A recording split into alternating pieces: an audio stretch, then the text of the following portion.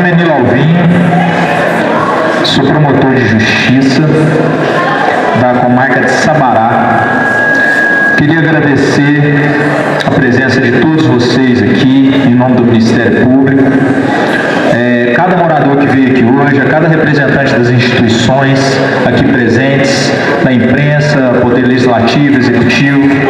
A presença de vocês hoje demonstra agradecer a presença de vocês hoje. Hoje é com diálogo, para trazer informação. Eu gostaria de apresentar aqui os componentes da mesa. Está com muito grave agora, por favor. A doutora Cláudia, promotora de Justiça da 18ª Promotoria de Justiça de Direitos Humanos e Apoio Comunitário de Belo Horizonte. Doutora Cleide Nepomuceno, defensora pública do Estado de Minas Gerais. Denise Natalícia Jesus, superintendente executiva de urgência. Então, eu vou pedir para vocês um pouco de paciência para a gente conseguir desenvolver os trabalhos. Bom, também está presente aqui o Dr. Hudson de Oliveira Cambrai, procurador da Coab. A Letícia Araújo, representando o movimento de luta dos bairros, vilas e favelas. Tenente Coronel Rafael, comandante do 16º Batalhão, do 61 de Sabará. Muito obrigado pela presença hoje aqui, Tenente Coronel. O senhor chegou há pouco a Sabará, continuo contando com o seu apoio na nossa lida no dia a dia. Ao Tenente Coronel também Paulo Giovanni, do 16º Batalhão da Polícia Militar aqui, que é responsável pelo batalhão aqui da região. Obrigado pela presença também. Boa tarde, Prefeitura de Sabará. Obrigado pela presença de vocês. A presença de cada uma das entidades, representantes do Poder Legislativo Estadual. Bom, eu queria passar algumas regras, e a dinâmica para que a nossa conversa hoje seja produtiva. Eu peço a colaboração para algumas regras simples. Vamos ouvir com respeito quem estiver falando. No momento oportuno, teremos um espaço organizado para manifestação de representantes da comunidade. E eu gostaria de esclarecer também um pouco sobre o papel do Ministério Público e o contexto desse procedimento aqui hoje, por que nós estamos fazendo isso aqui. Bom, o que o Ministério Público está fazendo aqui? O Ministério Público de Minas Gerais hoje aqui não é advogado do movimento, nós não somos advogados das empresas envolvidas e nem somos advogados dos moradores. Nós estamos aqui como mediador, nós estamos aqui para trazer harmonia, para trazer informação para a população, seja na Curadoria dos Direitos Humanos, como um apoio comunitário. E por que o promotor de justiça de Sabará está aqui? O promotor de justiça de Sabará está aqui porque a terra, o imóvel que está para ser construído o empreendimento, fica no município de Sabará, que faz divisa com a Rua Marrom, aqui vizinho ao bairro Vitória.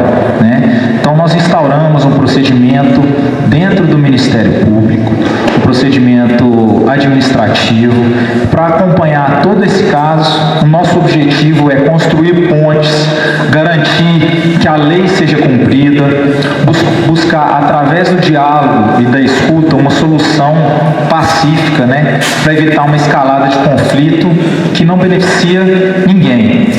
A gente está aqui hoje também para que a comunidade seja informada e também seja ouvida. Nós temos esse compromisso. Bom, todos aqui da região devem saber os momentos de tensão que nós tivemos nas últimas semanas, nos últimos dias, que levou a realizar uma reunião emergencial na sexta-feira, onde participaram várias pessoas que estão aqui presentes hoje, das instituições, algumas empresas envolvidas, pessoal do movimento, representantes da sociedade. E isso mostra, então, senhoras e senhores, que nós estamos sempre partindo para a via do diálogo. Nós, inclusive, firmamos nessa reunião um pacto de não agressão e manutenção da paz, para que a gente pudesse trazer informações para a população do que é que está sendo feito aqui no bairro. A gente pretende, então, tirar todos os boatos que podem gerar medo, que geram desinformação e não trazem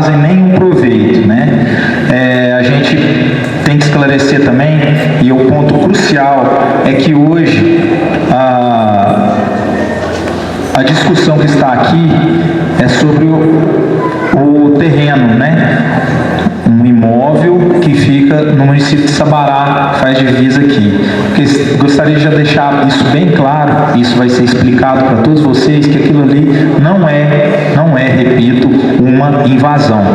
Trata-se de um projeto habitacional, Minha Casa Minha Vida, com famílias selecionadas, que está em análise pelas instituições competentes. Ao mesmo tempo, existe também uma discussão sobre a titularidade de parte do terreno, que está sendo discutida nas vias ordinárias também, está sendo tudo isso conversado, e esta noite é para trazer transparência a tudo isso. Nossa conversa foi organizada em blocos para facilitar o entendimento. Primeiro nós vamos ouvir sobre os direitos e a legalidade de todo o procedimento. A Coab falará do processo de doação do terreno. A Caixa trará esclarecimentos em fase de implementação e custeio do projeto do MLB. Depois o MLB fará uma apresentação do projeto habitacional e ao final nós abriremos o microfone para alguns representantes, porque nós não conseguiríamos ouvir todos, que eu gostaria já de deixar claro que nós temos uma limitação de horário, e mesmo que nós quiséssemos ficar aqui, mas infelizmente às 9h30 em ponto nós temos que encerrar a reunião, porque as luzes vão ser desligadas às 15:10, então a gente tem um deadline, ou seja, um ponto final da reunião hoje aqui às 9h30. Então eu vou pedir já, vou organizando o tempo aqui, vou passando para quem for falar o tempo que tem disponível. Eu vou pedir para que todos prestem bastante atenção para a gente conseguir dar continuidade. Primeiro, eu vou passar aqui para a doutora Cláudia, para ela dar uma contextualizada sobre esse processo, o tempo que ele dura, as fases que já passaram e o que ela pôde vivenciar nesse tempo que ela acompanhou de perto esse projeto. Doutora Cláudia, só com a palavra, por favor. Todas as pessoas presentes, eu queria começar, vai ser uma fala breve, porque são muitos a falar, inclusive os senhores e principalmente os senhores. O meu primeiro ponto de fala é dizer que estamos aqui enquanto Ministério Público para dizer aos senhores que somos uma instituição que está à disposição de todos, dos líderes comunitários, dos moradores, do movimento, de todas as pessoas presentes nesse ambiente, para esclarecimento e para tutela de direitos e de interesse de todos. E como o colega doutor Nilo colocou muito bem, na tentativa de conciliar e compor interesses plenamente possíveis de serem conciliados, porque tudo foi feito de forma pensada e responsável.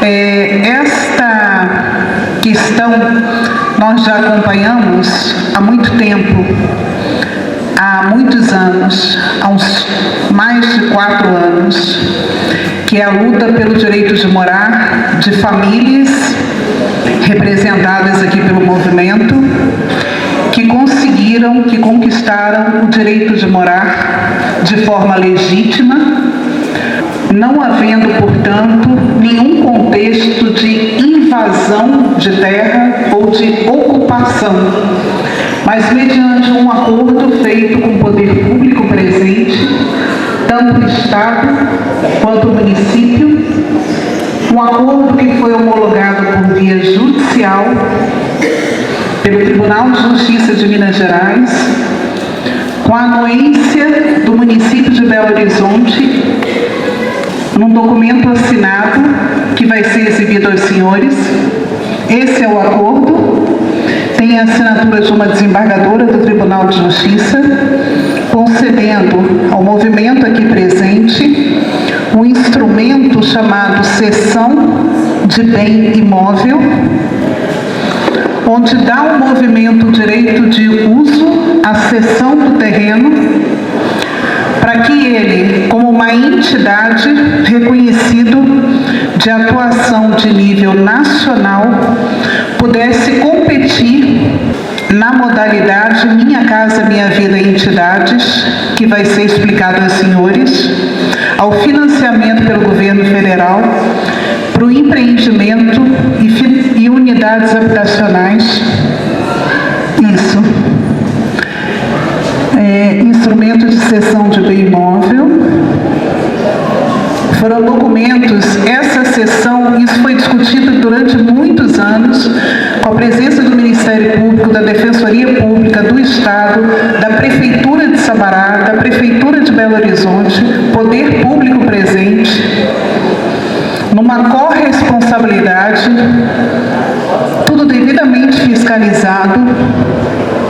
O prefeito de Belo Horizonte assina um documento colocando Belo Horizonte à disposição de, no território, trazer os equipamentos públicos necessários para atender a comunidade que chegará no território, tanto na proteção social quanto na saúde, nos equipamentos públicos necessários para receber essa comunidade. Então, tudo foi pensado, previamente pensado. Nada foi feito de uma forma irresponsável e muito menos de forma deliberada pelo movimento, como forma de invasão ou de espoliação de um terreno alheio. Eles têm um instrumento, um documento que legitima a permanência deles lá. E por que estão lá? Isso vai ser explicado aqui. O Minha Casa Minha Vida Entidade, ele é feito num sistema de autogestão, de cogestão pelo movimento. As famílias participam do processo de discussão do empreendimento. Isso vai ser explicado aqui pelo próprio movimento, pela parte técnica e pela Caixa Econômica aqui presente. Então, senhores, a respeito dos boatos de que é uma invasão, de que é uma ocupação de forma irresponsável, isso não existe. O poder público esteve presente em toda a tramitação desse procedimento. Não é uma ocupação de terra, é um empreendimento para a construção de unidades habitacionais. O município e o Estado, eles são responsáveis pela construção de habitações de interesse social. Isso é uma luta nossa pelos direitos de morar de todas as famílias no nosso município, nos municípios de Belo Horizonte e região metropolitana. E quando nós conquistamos um empreendimento desse, é necessário que eles tenham espaço para existir. E esse espaço foi pensado de forma responsável e não irresponsável. As dúvidas serão tiradas e a gente espera que os senhores saiam daqui bem informados e esclarecidos a respeito do passo a passo que a comunidade vai receber junto com esse empreendimento. Minha Casa Minha Vida, todos queremos, mas a gente não quer crer que queremos desde que seja no bairro vizinho, né? Nós queremos no município o direito de morar para todos os munícipes. O compromisso do direito de morar, ele é importante na pauta como política pública. Hoje nós temos uma carência desse direito na pauta política, o financiamento público de moradia. E finalmente, quando a gente conquista esse direito histórico aqui em Belo Horizonte, é um dos primeiros empreendimentos feito por entidade, a gente deve valorizar, deve tentar compreender, porque é uma conquista importante para o nosso município. E a gente espera que, com a explicação técnica, os senhores consigam, junto conosco, compreender o passo a passo dessa conquista para o município. Obrigado, doutora Cláudia, defensora pública, para fazer as colocações dela também. Doutora Cleide, está com a palavra. Boa noite a todos. Eu vou começar então falando de onde quem eu falo, né? falo? Eu sou defensora pública. A Defensoria Pública é uma instituição do Estado que presta assistência jurídica de forma coletiva ou individual a pessoas que estão em alguma situação de vulnerabilidade. E de onde eu falo? Eu falo na condição de defensora pública que vem acompanhando o movimento de lutas e bairros e favelas há uns 10 anos.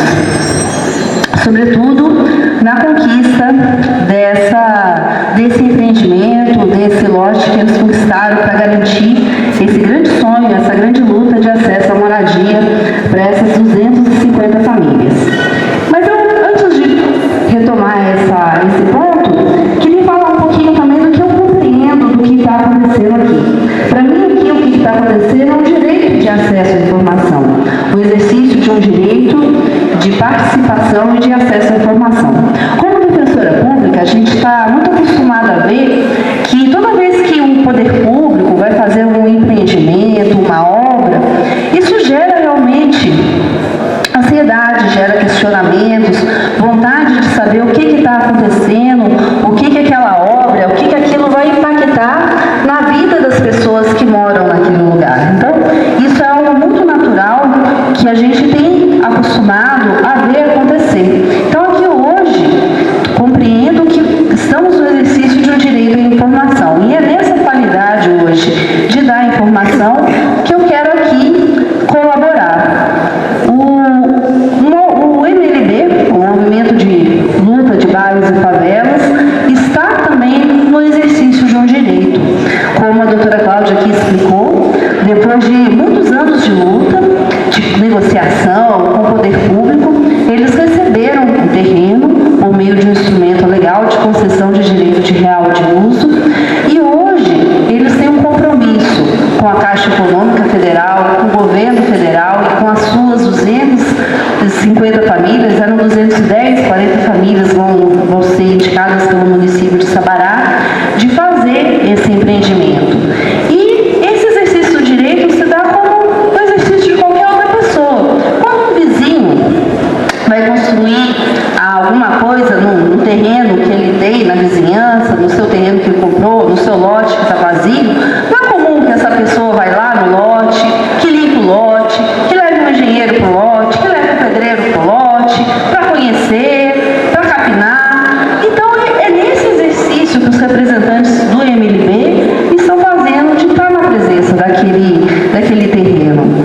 E, como está falado aqui, é um terreno que foi doado pelo Estado de Minas Gerais, pela Coab. Estamos aqui hoje, instituição presente, com esse espírito de conversar, dialogar e de que eventuais conflitos que apareçam sejam e possam ser resolvidos nesse ambiente de diálogo. E queria aqui acrescentar ainda que esse empreendimento que está sendo feito ali, do Minha Casa Minha Vida, é algo bastante inovador aqui na nossa cidade. É a primeira vez que vai ter um empreendimento do Minha Casa Minha Vida entidades. E é uma forma de conquista, de luta pela moradia, de acesso à moradia, de forma estruturada e adequada. As famílias vão receber uma casa totalmente urbanizada, construída. E eu acho que é importante a gente compreender a necessidade da cidade crescer. E uma necessidade também de dar provimento à habitação das pessoas. As pessoas a gente tem uma carência, tem um déficit habitacional muito grande. E esse empreendimento satisfaz um pouco isso, dando essa destinação da função social para esse terreno. E esse terreno construído dentro desse programa do Minha Casa Minha Vida, dentro da legislação que organiza esse empreendimento, deve ser compreendido como uma obra pública em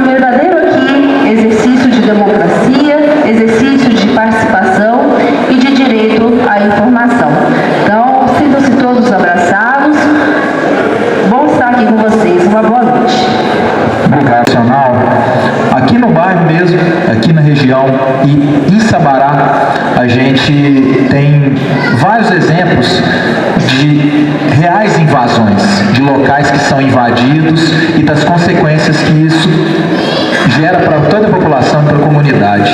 E o que a gente está tentando, né, nós vamos trazer com as próximas falas, é exatamente que esse empreendimento não é uma invasão, não vai ter esse perfil, e ele está sendo pioneiro aqui no município, na região metropolitana.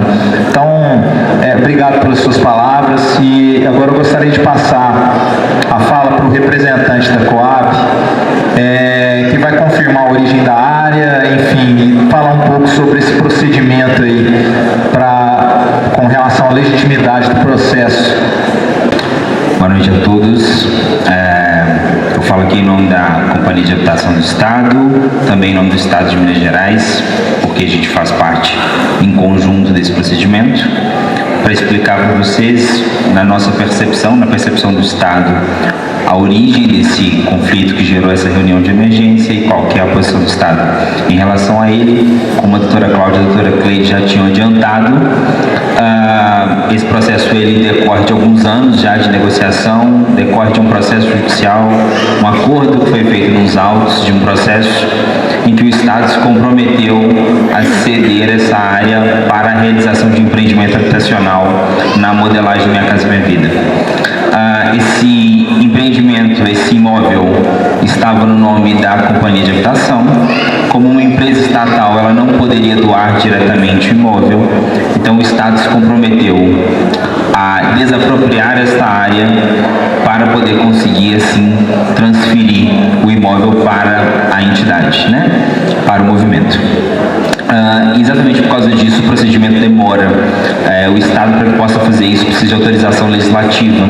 Então tem todo um processo legislativo de autorização legal. Depois da firmação da autorização legal, abre-se um processo interno no Estado para inclusão no orçamento, para poder conseguir fazer toda a parte de desapropriação, ou seja, demora. Mas o movimento já tinha isso firmado exatamente por causa do acordo judicial que foi apresentado aqui para todo mundo. O que ocorreu e que gerou esse ruído na nossa percepção? Por causa dessa demora, obviamente, e por causa do tempo, né, do calendário da Caixa, precisava-se liberar o imóvel para o empreendimento na Caixa, porque a Caixa tem prazos, ela lança editais, não é aberto diretamente. Eu acho que o representante da Caixa vai poder explicar isso com mais clareza para vocês. E aí, por causa disso, foi firmado um documento para liberar acesso ao imóvel, para que eles pudessem apresentar um projeto na Caixa, ter o projeto da Caixa aprovado, fazer o empreendimento. Se a gente estivesse nessa linearidade, o que todo mundo veria era um empreendimento imobiliário como nós vemos absolutamente todos os dias da cidade. Todo dia da cidade a gente passa, está vendo um conjunto habitacional sendo construído, sendo erguido, e isso não chama a atenção de ninguém. O problema aconteceu porque um ou dois particulares vindicaram a propriedade de parte desse imóvel. E aí, por causa dessa reivindicação de parte da propriedade do imóvel, houve a entrada no imóvel dessas pessoas, julgando-se proprietárias, e aqui a questão não é se são ou se não são, o questionamento não é esse. Então havia ali um conflito de documento mesmo, e isso é que gerou a presença do movimento, pelo menos foi a informação tal como nos chegou.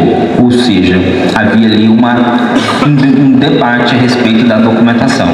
Qual que é o ponto? Isso não altera o que foi firmado judicialmente pelo Estado de Minas Gerais. O imóvel será desapropriado e será erguido o empreendimento, é isso que está autorizado. Empreendimento imobiliário nos padrões Caixa, como nós vemos em todo o município, não tem diferença nenhuma. O ponto central que gerou isso tudo que nós estamos e por que nós estamos aqui era exatamente porque um momento anterior outra pessoa disse: eu também sou proprietário desse imóvel. Isso também acontece todos os dias. A diferença é que aqui envolveu o movimento e por isso a presença deles, e gerou uma série de ruídos de informação. Para tranquilizar o movimento, o acordo será cumprido. O Estado de Minas Gerais firmou o acordo e o acordo firmado pelo Estado será cumprido. Para tranquilizar as pessoas, o ponto central é esse: o imóvel estava delimitado há muito tempo, e se essas pessoas que vindicam a propriedade do imóvel imóvel realmente forem proprietários desse imóvel, isso está sendo avaliado. O Dr. Nilo nos requisitou que fizesse uma avaliação muito criteriosa de toda a documentação apresentada. Se essas pessoas de fato forem proprietárias, como qualquer particular proprietário de um imóvel, ela pode ser desapropriada. Eles também serão desapropriados, não terão nenhum tipo de prejuízo em relação à sua propriedade, se assim for, se de fato forem proprietários do imóvel. Mas o fato é que o imóvel será mantido para o empreendimento habitacional Caixa, com todos os critérios e requisitos da Caixa. Então, o ponto, digamos assim, de discussão é explicar para os senhores que o ruído começou exatamente por causa de um ruído de avaliação documental que nós já estamos avaliando sobre exatamente qual que é a extensão, se ele é pertinente ou não, se ele é verdadeiro ou não, e se o for, para incluir essas pessoas, se elas forem proprietárias, elas não podem ser excluídas, para incluir elas no processo de desapropriação e a partir disso regularizar a área na integralidade e na integralidade permitir mais um empreendimento habitacional na cidade. De novo, como tantos que a gente vê, com a avaliação, de novo, né, como a doutora Cláudia mencionou, isso foi incluído, a análise de impacto em relação tanto a equipamentos públicos, o município de Belo Horizonte participou, o município de Sabará também participou. Então, para explicar a todo mundo, na verdade o que aconteceu na percepção do Estado foi um ruído de comunicação por causa desse laço documental e nós já estamos trabalhando para isso, para poder evitar que o eventual proprietário seja prejudicado. Da parte do Estado, o compromisso que o Estado tem é manter o acordo que foi firmado judicialmente, até porque há um compromisso firmado judicialmente e, obviamente, contemplar todas as pessoas que têm que ser contempladas na delimitação e na fixação de como que vai ser desapropriado o terreno, tá certo? Essa perspectiva institucional, eu gostaria de chamar o representante da Caixa, você é Denise. Denise, por favor, para você falar um pouco para nós sobre essa questão do empreendimento, né? O papel da Caixa como agente financeiro e como que foi selecionado pelo Ministério das Cidades esse projeto para contemplação. Por favor. Bom, gente, meu nome é Denise, eu sou superintendente de habitação na Caixa. Estamos aqui com toda a equipe da Caixa, queria que levantasse aqui, por favor.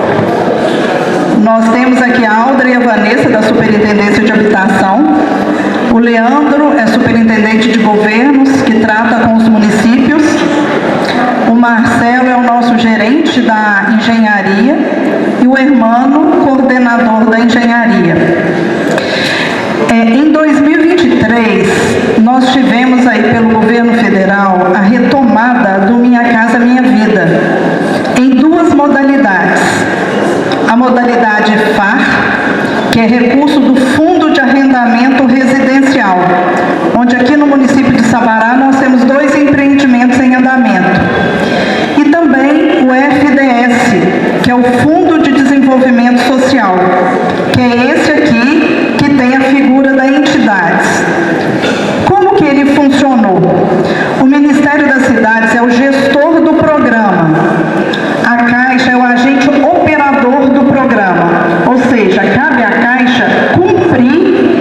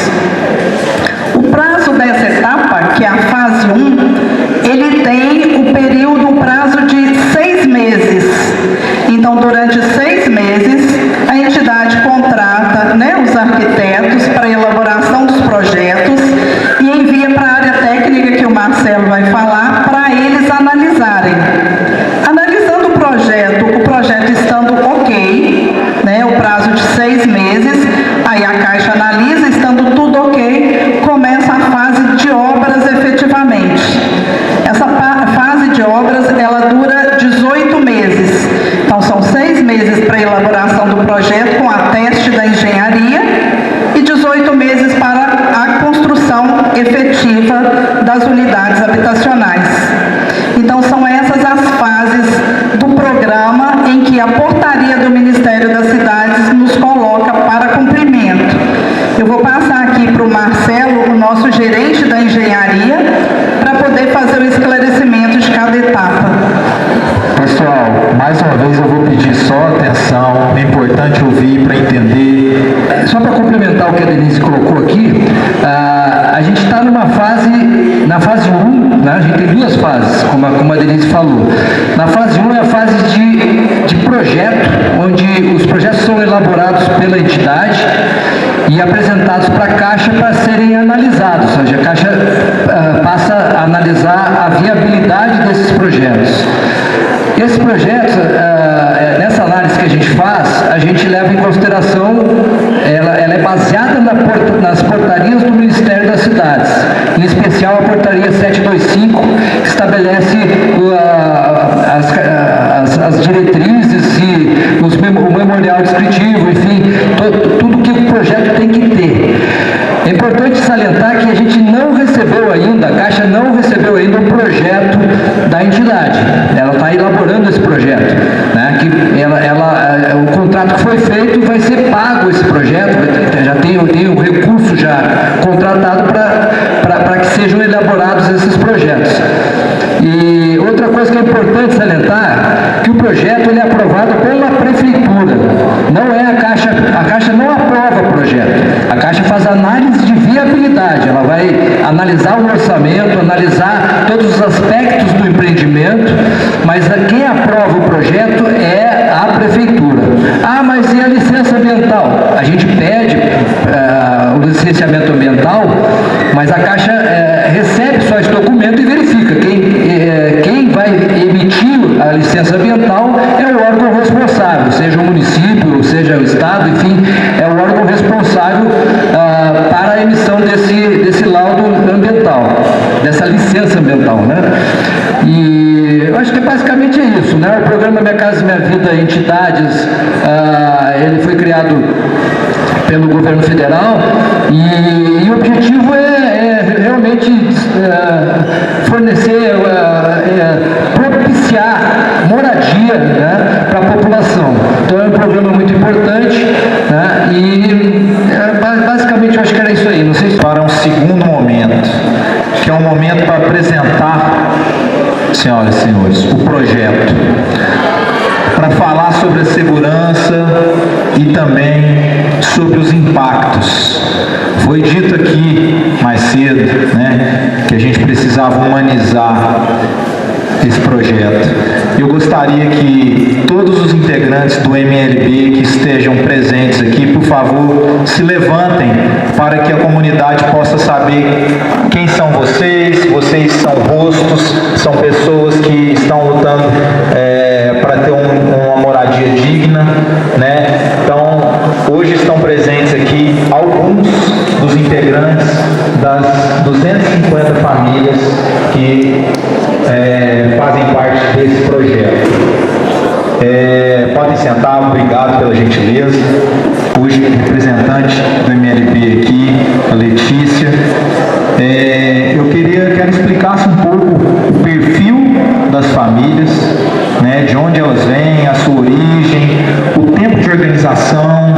Eu sei que você vai mostrar como que vai ser o projeto, enfim, que não vai ser algo desordenado, que existe um projeto, que as casas vão ser construídas, então não se trata de uma invasão, como a gente sabe que o crescimento muitas vezes é desordenado, né?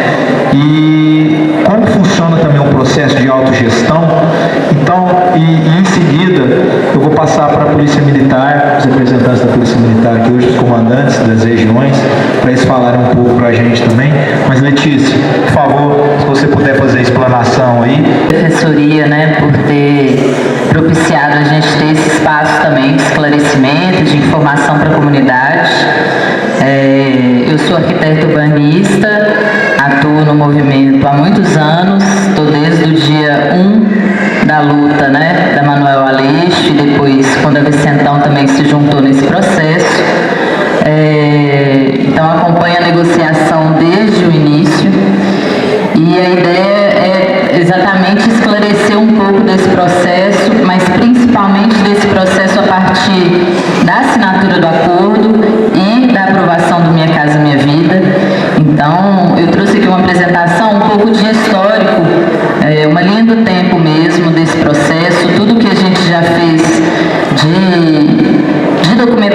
reunião de conversa com os entes públicos para esclarecer mesmo o porquê da gente estar no terreno, né? E tirar um pouco desse burburinho que acabou sendo causado no bairro, né? Então, primeiro, nós somos um movimento nacional, é um dos 5 movimentos nacionais cadastrados, né, registrados no Ministério das Cidades para fazer o Minha Casa Minha Vida Entidades. Então, a gente tem presença, cadeira no Conselho das Cidades, a gente tem atuado dentro dos fóruns, construindo essa política pública. A gente tem 26 anos, né, atua atualmente em 20 estados do país e, basicamente, a gente organiza famílias que estão precisando de moradia, então que moram de favor, de aluguel, moram na rua, em área de risco, para lutar e conquistar pela sua casa. E aí a gente entende que a partir disso, a partir da casa, a gente vai conseguir lutar pelos outros direitos, educação, saúde, lazer e cultura. Então, isso é um pouco do resumo do que a MLB faz há 26 anos. E dentro desse processo, dessa história, em 2017 a gente começa as negociações com a Coab e com o governo do Estado. Então, era já ainda outra gestão, né, do Estado, mas que essa negociação continua. Então, em 2017 a gente vem nesse processo, já tem 8 anos. Em 2023, como já foi apresentado, né, a gente assina esse acordo de doação, de cessão desse bem imóvel, e em 2025 a gente tem a assinatura do contrato com a Caixa Econômica pelo Minha Casa Minha Vida. Então, um pouco desse histórico para aonde a gente está agora. Aí, os companheiros da Caixa, inclusive, já falaram um pouco, mas só para a gente construir esse histórico mesmo, em abril de 2023, retoma o programa Minha Casa Minha Vida, e em julho de 2023, retoma o Minha Casa Minha Vida em cidades, que é exatamente essa linha do Minha Casa Minha Vida que a gente entrou e que propicia para que associações de moradores, movimentos, entidades que organizam famílias se candidatem para produzir habitação. E aí, aqui, eu trouxe um pouco, mas a Caixa já falou, inclusive, muito melhor, do que é esse processo, né? O que é o Minha Casa Minha Vida Entidades em si. Então, ele produz moradia, um dos focos é a autogestão. E o que é a autogestão? É exatamente o movimento ter poder sobre gerir aquela obra, sobre quem vai ser contratado, se vai ser por construtora, se vai ser por pequenos serviços. As famílias podem participar do processo de decisão da casa, então de conversar sobre não só que tinta que eu quero pintar a minha casa, mas se eu quero esse quarto aqui, se eu quero esse quarto ali, o que pode ser interessante, ter uma praça, ter um comércio, ter uma escola. Então as famílias participam ativamente e constroem, inclusive, dois órgãos dentro da Caixa Econômica, dentro do processo, que são conselhos gestores. Então, as famílias gestionam tanto as decisões de dinheiro quanto as decisões de obra. Isso tudo está no edital da Caixa, depois convido todo mundo a ler, e a Caixa pode explicar mais certinho isso depois. Então, o público-alvo é a faixa 1, né, que é até 2 salários mínimos. E aí é isso. A gente, enquanto movimento, foi responsável por inscrever a proposta. Então, por isso que muitas pessoas perguntaram, se é habitação popular, por que não foi a prefeitura que inscreveu? Porque essa modalidade da Caixa, quem faz todo o processo é a entidade. Então, a gente fez a negociação do terreno, mas quem inscreve é o movimento. Para isso, a gente também precisa contratar uma equipe técnica. Então, eu estou aqui como representante, né, uma das responsáveis técnicas pelo empreendimento. Então, a gente tem toda uma equipe contratada, assistente social, engenheiro, arquiteta, psicóloga, toda uma equipe para executar esse empreendimento. E esse processo de assessoria, ele também faz com que, esse processo de entidades, faz com que as famílias elas tenham que ter uma participação ativa. Então, não é simplesmente, igual alguns falaram, que a gente constrói as casas e as famílias chegam depois. Desde o início, essas famílias elas têm que estar em todas as tomadas de decisão. operação. Então, para eu decidir se a gente vai gastar uma porcentagem do dinheiro, eu tenho que apresentar isso à Assembleia e as famílias têm que autorizar. Então, esse processo ele tem que ser o mais transparente possível.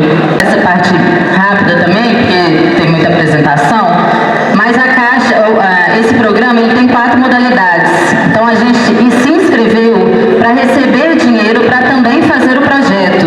Então, por isso que a gente já não vai chegar construindo. A gente tem...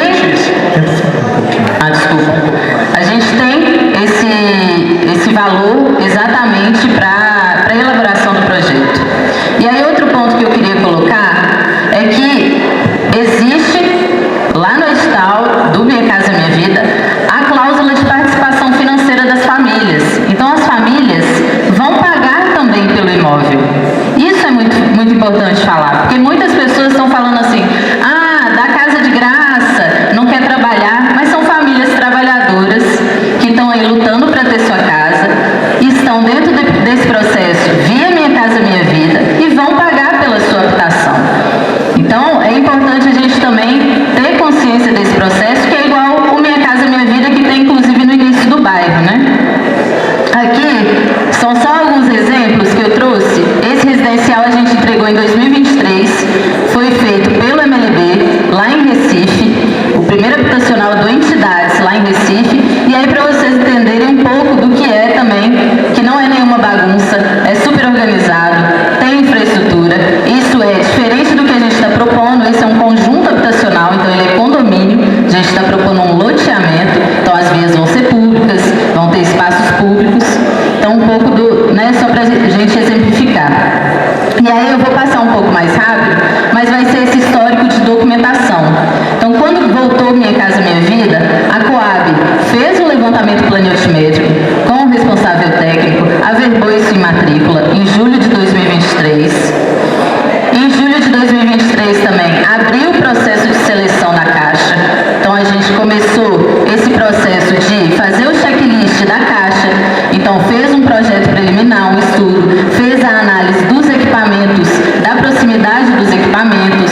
Isso tudo foi fazendo para ser selecionado.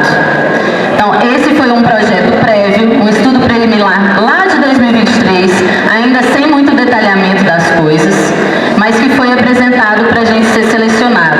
Era basicamente um estudo para falar, cabem 250 casas, vamos avançar no processo. Em agosto, a gente assina então o termo, cessão do terreno da Coab, como o companheiro da Coab disse, o promotor, né? O Hudson. Além daquela declaração da Prefeitura de Belo Horizonte, a gente também tem uma declaração da Prefeitura de Sabará, e esse é um modelo da Caixa Econômica, falando uma série de regras que a Prefeitura tem que se comprometer e anuir, né, o empreendimento ir para aquela cidade. Uma delas é sobre isenção de IPTU. Várias pessoas perguntaram, se é de vocês, por que vocês não estão pagando IPTU? É um processo do Minha Casa Minha Vida também. Além disso, criação de CEP, códigos de endereçamento, responsabilidade de gestão dos equipamentos públicos, criação de equipamento público, caso precise. Então, isso tudo teve anuência da Prefeitura. Em agosto, a gente é habilitado, então, no Minha Casa Minha Vida. Quem quiser olhar a portaria, está lá o nome do MLB em vários estados. Em abril de 2024, já no ano passado, foi divulgada as propostas selecionadas. Então, está aqui, Sabará, Manuel Aleixo Vicentão, 250 famílias. Tem a portaria, depois a gente pode entregar essa apresentação para todo mundo que quiser também conferir. E aí, dentro dessa etapa, depois que a gente foi selecionado, a gente teve uma série de documentações que a gente teve que apresentar.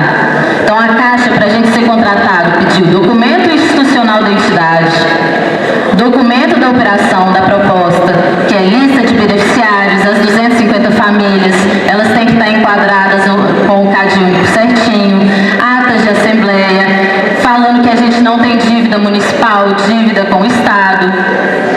Além disso, a documentação das próprias famílias, então CPF, documentação comprovante de renda, quem é também beneficiário de BPC e Bolsa Família, a gente entregar, documentação do trabalho social, e esse é um ponto muito importante, porque o trabalho social é exatamente um acompanhamento dessas famílias no pré-morar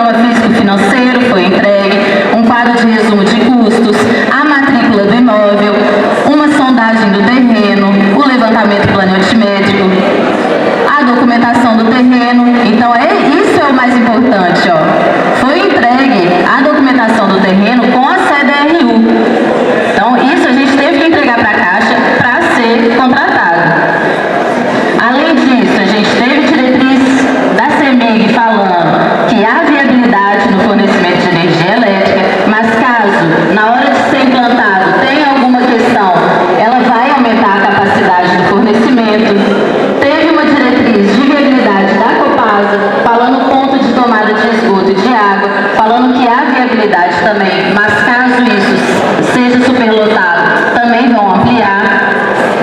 E aí em si a gente tem a assinatura da CDRU, né, que também já foi falado, que é essa doação. Em outubro, a Coab fez a sondagem, então algumas pessoas inclusive falaram, eles sempre estão vindo aí e tentando entrar no terreno, já tinha tempo. Não era a gente, era a própria Coab, proprietária do terreno, fazendo um serviço técnico, que era de sondagem, para esse processo do Minha Casa Minha Vida. Quando a gente teve a autorização da contratação, a gente entregou toda essa documentação, foi autorizado a contratar.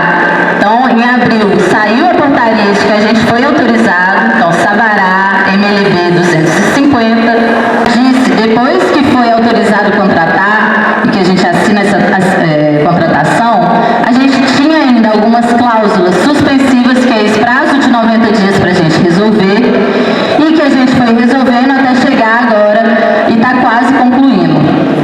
A gente teve a assinatura do contrato da Caixa Econômica, teve esse evento, que todas as famílias foram, assinaram o contrato, teve a presença da Caixa, então está aqui o Hermano, a Vanessa, que estão ali inclusive, então teve esse evento formal de assinatura.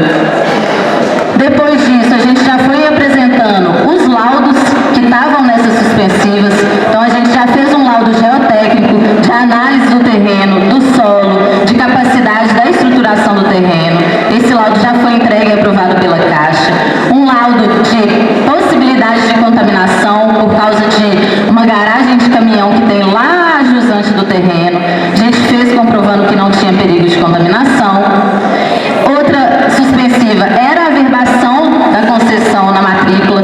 Então, por isso, quando vocês pegarem lá a matrícula no cartório, já vai estar na matrícula a concessão, direito real de uso, quem foi o cedente, que é a Coab, e os cessionários. E aí, a gente teve a informação que chegou para a gente, foi de que estavam entrando no terreno e tendo uma invasão. E aí, o que a gente entendeu foi que tinha uma suposta, sobreposição de matrícula, isso posteriormente, mas que isso motivou para que a gente viesse cercar o terreno inicialmente. Como a gente estava cercando o terreno, houve esse conflito de posse, que outras pessoas se disseram proprietárias, assim como nós. Então, a gente, dentro de um acordo e uma conversa também entre o movimento, a gente achou importante permanecer no terreno, porque existe no contrato de que a gente tem que proteger este terreno para que a gente não perca. Esse terreno, ele é como que eu falo? Uma garantia do empreendimento, porque o que acontece? A Caixa, ela financia, mas caso a gente não entregue, ela precisa ter alguma garantia. Então, esse terreno, ele fica de garantia. Então, a gente não pode correr risco de perder esse terreno. Caso a gente perca, a gente perde todo o empreendimento. E as 250 famílias que estão há 8 anos nessa luta vão ficar novamente mais anos esperando. Então, a gente fez essa vigília do terreno. E, claro, a gente chegou num dia, dormiu ao relento e foi se estruturando, mas em nenhum momento caracterizado enquanto uma ocupação. Então, a gente não teve nenhuma estrutura física construída, então, permanecendo em barraca de camping, em estruturas que são retiráveis, até que a gente fez a reunião com o MP na sexta-feira e viu alguns encaminhamentos. Então, o primeiro foi colocar a placa, a gente tinha até 10 dias para colocar a placa oficial, fizemos solicitação formal para a Caixa, para o Ministério das Cidades. Essa placa, se vocês passarem lá agora, ela já está colocada, e a ideia é que a gente faça outras ao longo do terreno todo. Outra coisa que foi colocada é que a gente pudesse fazer a segurança do terreno, não só pelas famílias, mas que a gente pudesse contratar essa segurança. Então, se vocês passarem lá, inclusive, podem, a gente recebeu ligações, inclusive, a própria companhia de segurança recebeu ligações falando que eles estavam cometendo um crime de estar lá. Não estão. Isso é um processo sério, responsável, de contratação de uma segurança para um terreno. Então, o container que está